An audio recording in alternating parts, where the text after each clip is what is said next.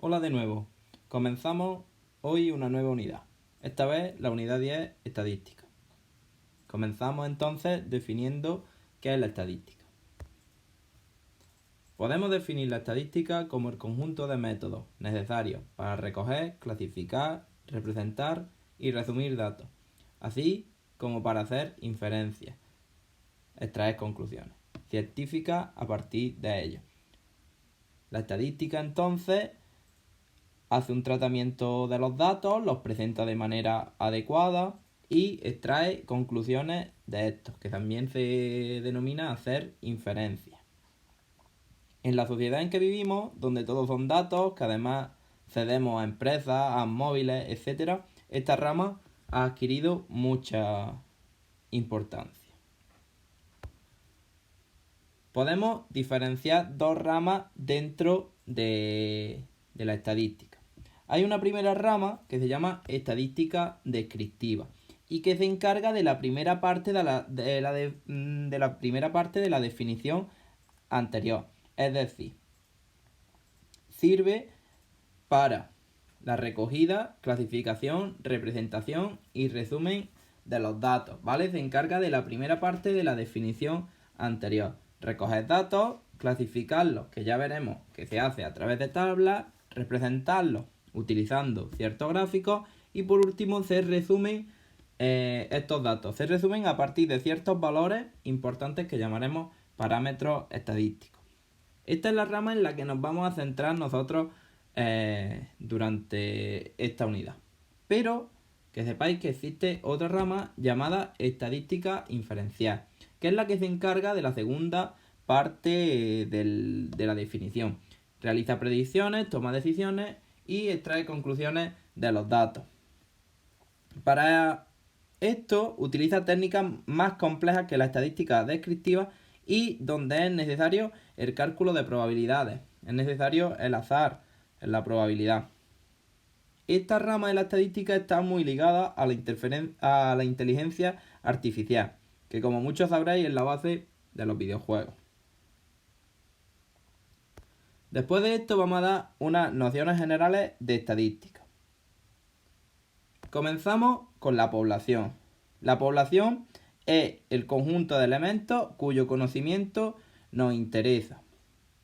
Por ejemplo, pueden ser los alumnos de un instituto, los habitantes de un país o de una ciudad, ¿vale? Aquellos elementos que queremos conocer algo de ellos, aquellos elementos que nos interesa estudiar. Luego tenemos el individuo. El individuo es cada uno de los elementos que forman la población, ¿vale? Si tenemos una población donde queremos estudiar algo, el individuo es cada uno de los elementos que componen dicha población. Vale. Luego tenemos el concepto de muestra, que es un subgrupo extraído de la población que usaremos para estudiarla. Esto lo que ocurre es que en muchas ocasiones la población es tan grande que nos costaría obtener todos los datos que queremos y por eso seleccionamos una muestra de la población. ¿Vale? La población, por ejemplo, puede ser la población de España o la población de Europa y recoger los datos de toda España o de toda Europa puede ser infinitamente complicado. Por tanto, cogemos una muestra para realizar el estudio, un subgrupo, una cantidad más pequeña de gente que represente a la población. Y aquí a lo que vamos, esta muestra debe ser representativa, es decir, debe reflejar de manera precisa el comportamiento de la población. ¿Esto qué quiere decir? Que la muestra debe representar bien a la población. No puede ser una muestra que no nos diga nada de la población. Por ejemplo, si queremos hacer un estudio sobre alimentación, no podemos escoger una muestra en la que solo haya personas vegetarianas. Debemos escoger una muestra donde haya personas que coman de todo tipo, a no ser que nuestra población que queremos estudiar sean los vegetarianos. Entonces sí tendría sentido. Pero si estamos estudiando una población general, no puedo hacer un estudio de alimentación escogiendo solamente personas vegetarianas. Debo obtener una muestra que sea representativa. Pues si la muestra no es representativa, el estudio no va a servir para nada. Luego tenemos los caracteres, que son aquellos aspectos que deseamos estudiar en la población. Por ejemplo, el color de ojos, el peso de una persona, su nivel de estudio, etc. ¿Vale? Son aquellas cosas que deseamos estudiar en la población. Y por último, vamos a definir lo que es variable, que son todos los valores que toman un cierto carácter. Por ejemplo, los de color de ojos, pues podemos tener azul, verde, marrón y todos aquellos colores que queramos definir para los ojos de la persona. Trabajemos un ejemplo. Vale, pues una población. Una población pues pueden ser los habitantes del municipio de Jiménez de la Frontera. ¿Vale? Esa es una población donde podemos querer estudiar algo. Individuo, pues cada uno de los habitantes del municipio de Jiménez de la Frontera. Muestra, pues si no queremos estudiar a todos los habitantes del municipio de Jiménez de la Frontera porque no tenemos tiempo o porque no tenemos medios o presupuesto, pues escogemos una muestra, por ejemplo, de 200 personas escogidas al azar dentro del municipio de Jiménez de la Frontera. ¿Vale? No podemos hacer una muestra escogiendo personas de Algeciras si queremos estudiar la población de Jiménez de la Frontera. Y esa muestra pues debemos intentar que sea lo más representativa posible. El carácter mejor dicho, por la altura de las personas.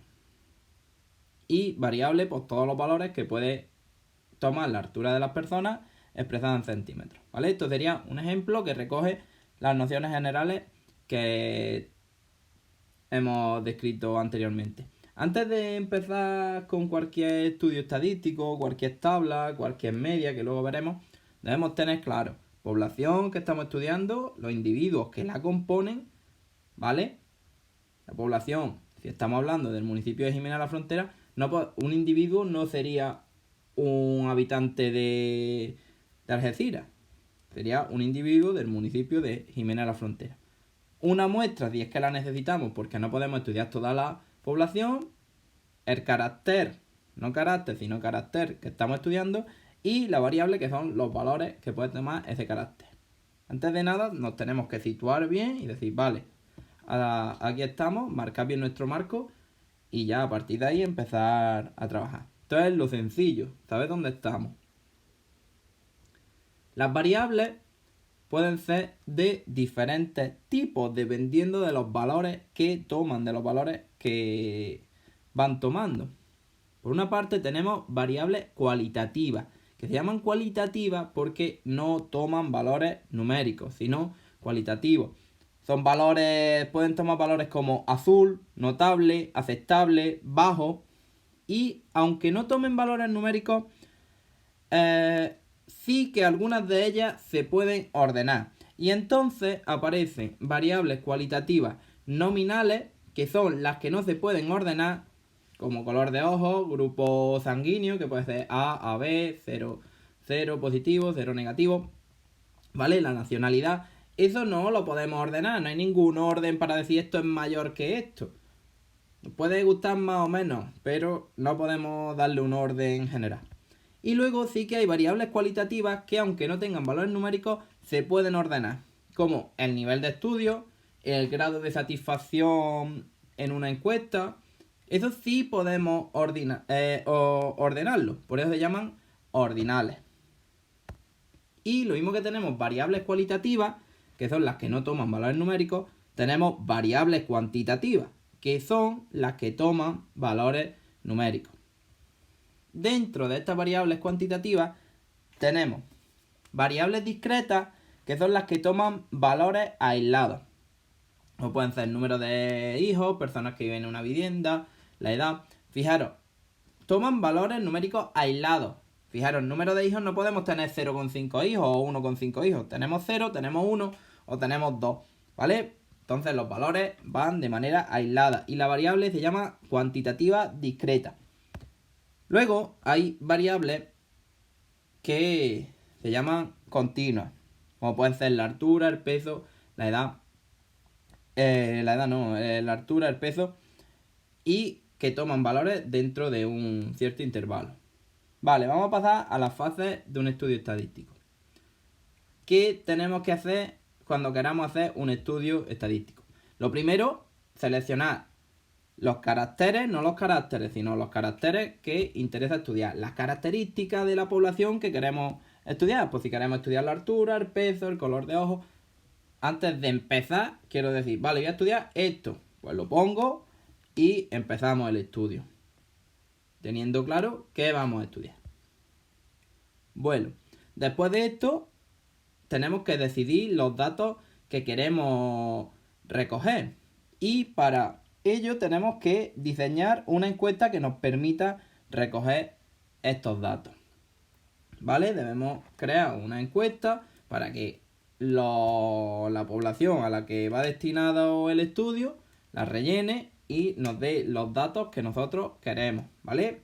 Eso es bastante complicado, nosotros no nos vamos a centrar en esto, aunque se pueden hacer cosas simples, pero que hay que diseñar algo que nos permita recoger los datos que queremos, eso es evidente.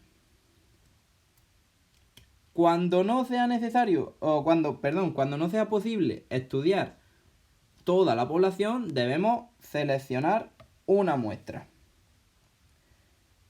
Lo primero que tenemos que pensar cuando vamos a seleccionar una muestra es cuántos elementos la van a componer. Cuántas personas o cuántos elementos, cuántas observaciones va a tener nuestra muestra. Y tenemos que cuidar que sea representativa de la población. Si la muestra no es representativa, como ya he dicho antes, el estudio carece de validez. Posteriormente ya recogemos los datos, pasándole la encuesta a la muestra o a la población que queremos. Esos datos los organizamos en tablas para que se vean de una forma más correcta, más ordenada. No mostramos los datos sin ningún orden, porque eso a muy poca gente le serviría ni le hace una idea de cómo están. Si solo recogemos los datos y los mostramos tal cual los hemos recogido, eso ni le llama la atención a la gente ni nadie se va a parar a mirar nuestro estudio. Entonces tenemos que organizarlo y darle un orden.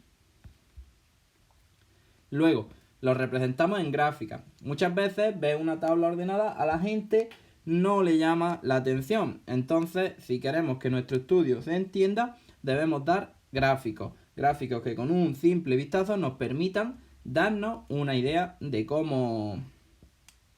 qué ha ocurrido en nuestro estudio o cómo es la característica de la población que estamos estudiando. Y por último, pues lo resumimos utilizando parámetros estadísticos, que son una serie de valores que nos dan una idea de cómo es el carácter que hemos estudiado, en la población.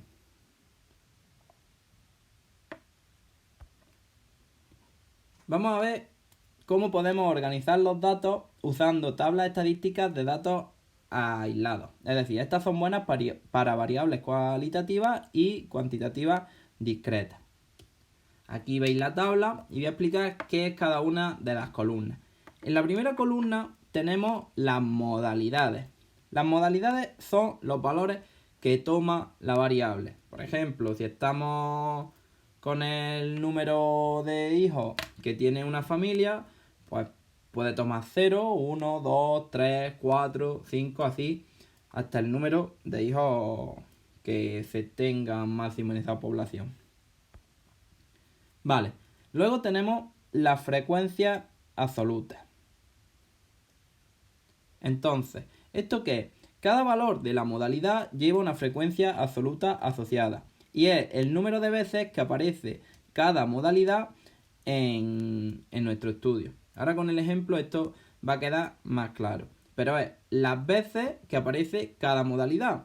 Por ejemplo, si yo me encuentro una frecuencia de 3 cuando estamos hablando de 2 hijos, quiere decir que hay 3 familias que tienen 2 hijos.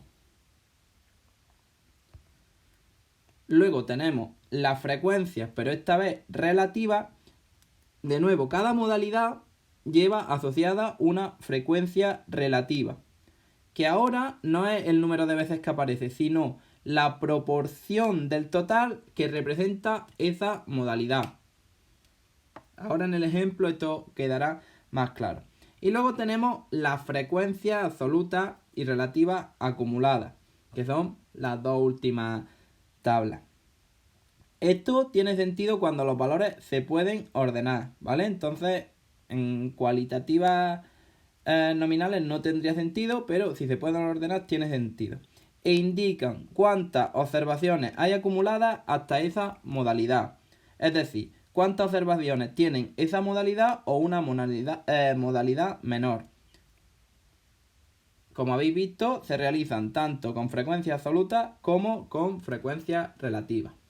Vamos allá con el ejemplo. Vale, este ejemplo, en una tabla hemos organizado las notas de matemáticas de 50 alumnos de cuarto de la ESO. Vale, fijaros, en la primera columna aparecen las modalidades, que aquí le han puesto X o Y, pero da igual, ¿vale? Que son los números del 0 al 10. 0, 1, 2, 3, 4, 5, 6, 7, 8, 9 y 10. ¿Vale? No hay medias, sino serían, imaginaros las notas finales que se os ponen en la evaluación, que no tienen decimales, ¿vale? Entonces es una variable cuantitativa discreta, ¿vale? No podemos tomar valores dentro de todo un intervalo, sino que van saltando de uno a otro. Vale, eso es la primera columna. La segunda columna contiene a las frecuencias absolutas. ¿Cómo se interpreta esto? Pues van ligadas a cada valor. Fijaros, al lado del 0 vemos un 2. Eso significa que 2 alumnos tienen un 0. Al lado del 1 vemos un 3. Eso significa que 3 alumnos tienen un 1. Si nos vamos, por ejemplo, al 7, vemos al lado del 7 un 8. Eso quiere decir que 8 alumnos tienen un 7. Si sumamos todas las frecuencias absolutas, pues debemos llegar al número de personas a las que le hemos hecho el estudio, que son 50 alumnos de cuarto de la ESO. Vale, en la tercera columna tenemos la frecuencia absoluta, pero la acumulada. Fijaros, el primer valor que aparece es un 2. Pues significa que 2 alumnos tienen un 0. El siguiente valor que vemos es un 5. Eso quiere decir que 5 alumnos tienen un 1. Veis que el 5 aparece en la fila del 1. Pero son acumuladas, es decir, esos 5 alumnos o tienen un 1 o tienen menos. Es decir, o tienen un 1 o tienen un 0. ¿Veis? Es sumar las frecuencias anteriores. Los 2 que había con 0 y los 3 que había con 1. En el siguiente tenemos un 11. Es decir, 11 alumnos tienen un 2 o menos. Es decir, tienen un 2, un 1 o un 0. Entonces sumamos las frecuencias, que del 2 que sería 6, del 1 que sería 3 y de 2 obteniendo el 11. Así, si vamos acumulando, vamos obteniendo la frecuencia acumulada. Y el último valor que obtenemos debe ser el total de alumnos que hemos estudiado. Vale, en la cuarta columna tenemos la frecuencia relativa, que es la proporción de alumnos que tiene cada modalidad. ¿Vale? El 0,0,4 está en la fila del 0. Eso quiere decir que 0,04 alumnos, la proporción de 0,04 a alumnos tienen un 0. Eso quiere decir, ¿eso de dónde aparece?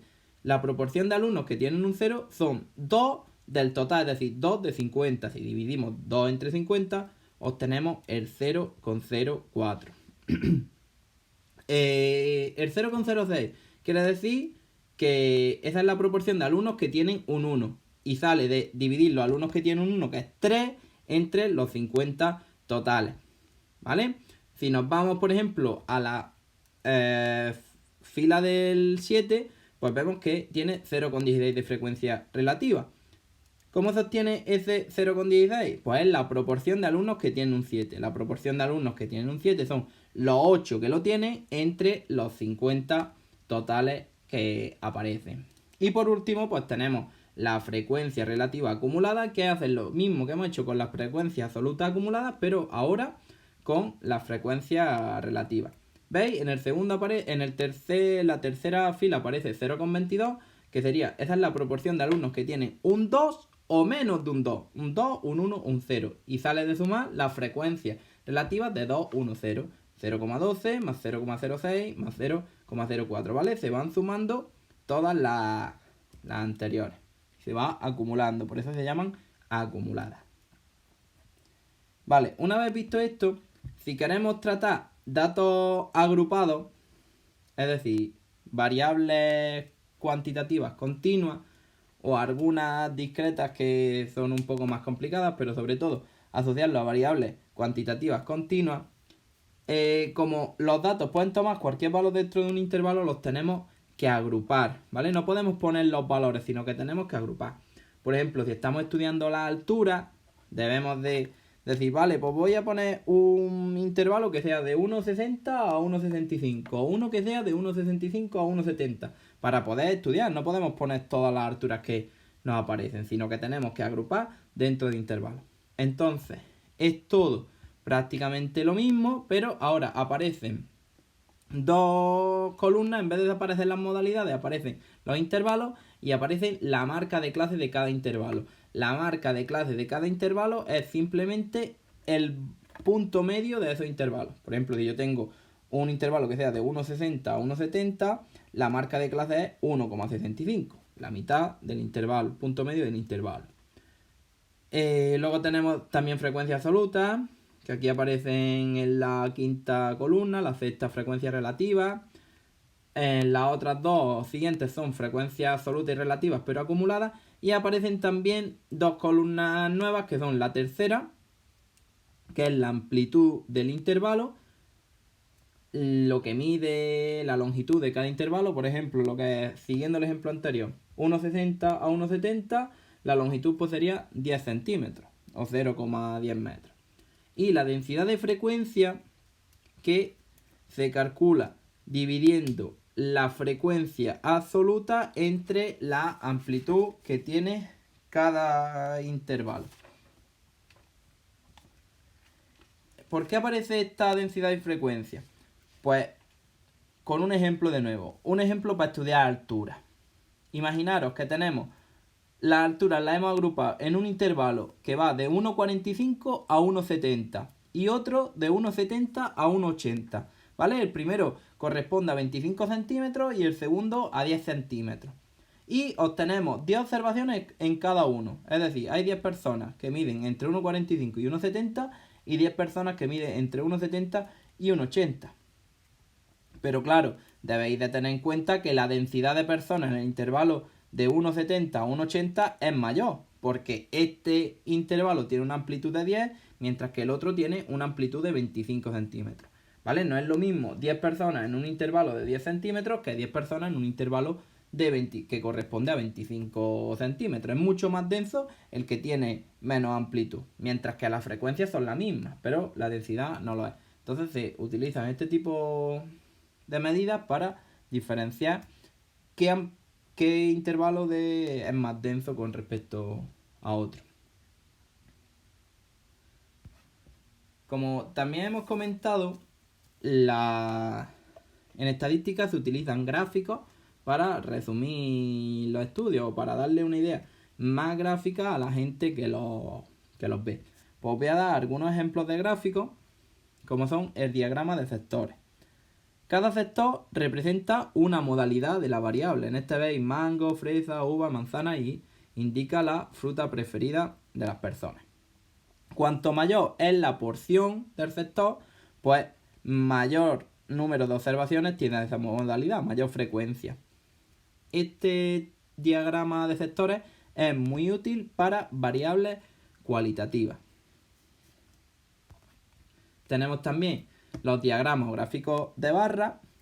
En ellos, cada modalidad se representa en el eje horizontal ordenada y la altura de cada barra es su frecuencia absoluta o relativa de esa modalidad, que tiene como base la barra.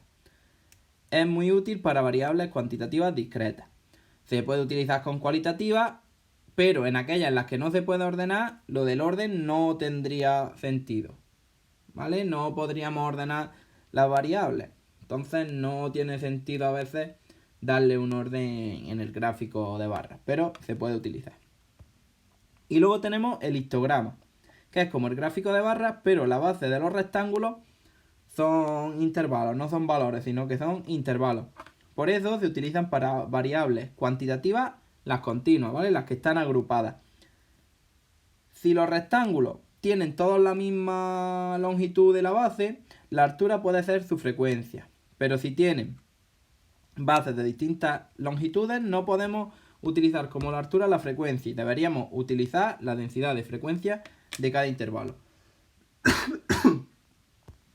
Por último, tenemos que en estadística se resumen los estudios utilizando parámetros estadísticos. Con estos valores se representa la población y nos dan una idea resumida de ellos. Un ejemplo de parámetro estadístico pues es la media de la población, que muchas veces no nos dan todos los datos, sino nos dicen la media de la población es tal y con eso nos dan una idea de cómo es la población, ¿vale? Se utiliza un valor para resumir todo lo que hay en tablas, gráficos y demás estadísticos. Dando un valor pues nos pueden dar una idea de cómo es la población. Vale, pues viendo todo esto tenemos diferentes tipos de medidas. Las primeras son las medidas de posición y indican posiciones dentro de la distribución. Si estas medidas son centrales, estamos hablando de medidas de posición central. Y tenemos varios ejemplos, como es la media aritmética, que sería el valor que corresponde a cada observación si repartimos el total de la variable. Para que os hagáis una idea, es como si sumo todas vuestras notas y las divido entre todos vosotros. Y a todos os toca una misma nota. Pues esa nota sería la media aritmética de vuestras notas, ¿vale? Es repartir el total de la variable entre cada observación. La mediana. La mediana es el valor central de las observaciones. Eso quiere decir que la mitad de las observaciones están por encima de ese valor y la otra mitad están por debajo. Siguiendo con el ejemplo de vuestras notas, si en vuestra clase hay 19 alumnos, pues la nota de esa persona, de manera que hay 9 personas que tienen una nota más pequeña que esa persona y 9 personas que tienen una nota mayor que esa persona, ¿vale? Es como la nota central, que parte la clase en dos. 9 están por debajo de él y 9 están por encima de él. Y tendríamos la moda, que es el valor que más se repite. Si seguimos con las notas, pues serían las notas que más se repite. Y luego tenemos medidas de posición no centrales, que llamamos cuantiles también. Su interpretación es como la de la mediana, pero ahora no busca el centro. Por ejemplo, se busca un valor que el 75 de las observaciones sean menores, ¿vale? Ahora no buscamos una observación que deje a la mitad por debajo y a la mitad por arriba, sino, por ejemplo, podemos buscar una observación que deje el 75% por debajo y el 25% por arriba, o podemos buscar una observación que deje el 80% por debajo y el 20% por arriba, ¿vale? Se llaman cuantiles y algunos tienen nombres especiales como percentiles o cuartiles. Dejando ya las medidas de posición, tenemos medidas de dispersión, como son la varianza y la desviación típica. A grandes rasgos, sin entrar mucho en detalles, nos dicen si los datos de una cierta variable están más concentrados o están más dispersos. Y con esto pues se pueden hacer diferentes cosas que cuando nos centremos en los parámetros estadísticos veremos todo esto de manera mucho más detallada. Pues bueno, espero que os hayáis hecho una idea de cómo funciona la estadística y ya nos iremos centrando en cada uno de estos aspectos más detenidamente, sobre todo en lo que es la organización de datos en tablas, la representación gráfica de estos datos y por último el resumen utilizando medidas o parámetros estadísticos como la media, mediana, moda o la varianza y desviación típica. Pues bueno, espero que os encontréis bien y os mando un saludo.